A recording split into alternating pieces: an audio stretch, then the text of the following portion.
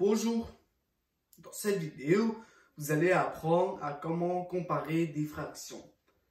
Alors, comment on s'appelle une fraction à deux parties, un numérateur et un dénominateur, avec une barre de division qui est en plein milieu.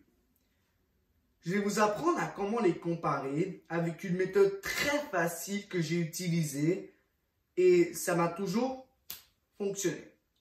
On commence. Par exemple, on va commencer par le A. Le A. Un tiers et 2/5. Lequel est le plus grand? Alors ici, j'ai un endroit avec des traces. La chose que je peux utiliser, qui est tellement utilisable, c'est des pourcentages. Et oui, si vous êtes en secondaire 1 ou dans n'importe quel niveau de secondaire que vous trouvez ça compliqué, veuillez utiliser cette méthode. En premièrement, un tiers. Un tiers sur 100, c'est 33,3 sur 100. Alors, un tiers est égal à 33,3%.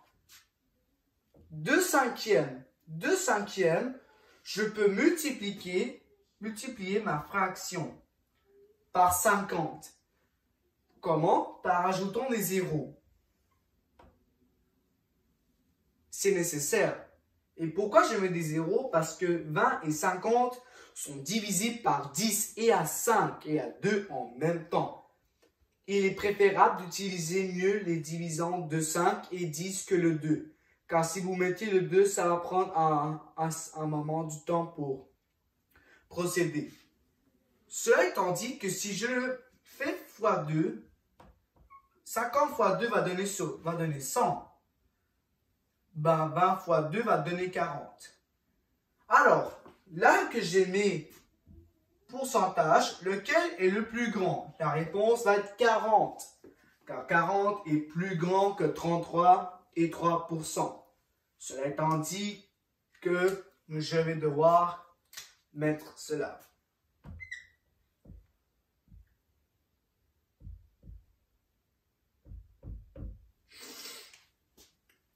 Le B. 3 neuvièmes et 5 dixièmes. Alors ici, 3 neuvièmes, ça va être la même chose que 1 tiers. Je peux simplement la réduire. Pourquoi je peux la réduire? Parce que cette fraction n'est pas irréductible. Alors je peux encore la réduire. Comment? Par 3. 3, c'est mon seul divisant. 3 divisé par 3, 1. 9 divisé par 3, 3. Alors, j'ai 1 tiers. Cela étant dit que je vais changer ma fraction par 1 tiers. Là que j'ai cela, j'ai 5 dixièmes. 5 dixièmes, il y a seulement un choix que je peux faire. Je vais devoir la multiplier par 10 ou par 5. C'est votre choix. C'est préférable d'utiliser mieux le divisant de 10. Alors, 10 fois 10, 100. 5 fois 10, 50. Là que j'ai résolu, lequel est le plus grand? La réponse va être 50 sur 100. 50 sur 100 est plus grand qu'un tiers.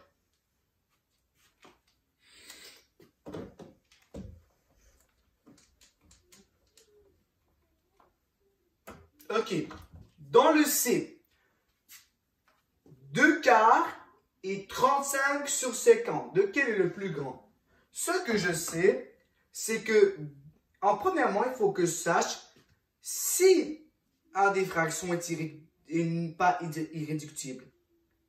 Ici, dans le C, 2 quarts n'est pas irréductible, car je peux encore la réduire. Il y a seulement un divisant.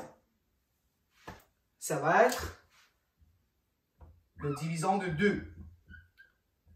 2 divisé par 2, 1. 4 divisé par 2, 2. J'ai une demi. Une demi est égale à 50 sur 100. Car c'est la moitié. Là que j'ai cela, on va maintenant savoir 35 sur 50. 35 sur 50, je vais devoir la multiplier par 2. 2, c'est seulement mon divisant. C'est seulement mon diviseur. Alors, 50 fois 2 va me donner 100. 35 fois 2, 70. La réponse va être 70. 70% est plus grand que 50.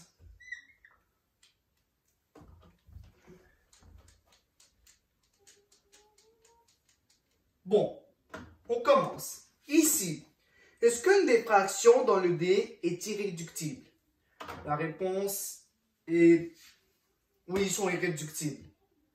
Alors, on va skipper le 20 sur 100 parce qu'il est déjà sur 100. Là, il faut que je bouge sur 3 cinquièmes, que c'est un peu plus compliqué à résoudre. Alors, 3 cinquièmes. 3 cinquièmes, je peux la convertir par un multipliant de 10. Ce qui va me donner 30 sur 50. Là que j'ai fait, c'est simple. 50 fois 2, 100. Je n'ai pas le choix, mais je vais devoir la multiplier par 2. 50 fois 2 va donner 60. Je veux dire 100, désolé. 30 fois 2, 60. Cela étant dit que 60 sur 100 est plus grand que 20 sur 100. Voilà, c'est terminé pour aujourd'hui. Vous avez des questions? Veuillez me les cliquer dans le commentaire si j'ai fait une erreur. N'oubliez pas encore une fois de liker, abonner et la vidéo. On se voit la prochaine fois dans une autre capsule. À bientôt.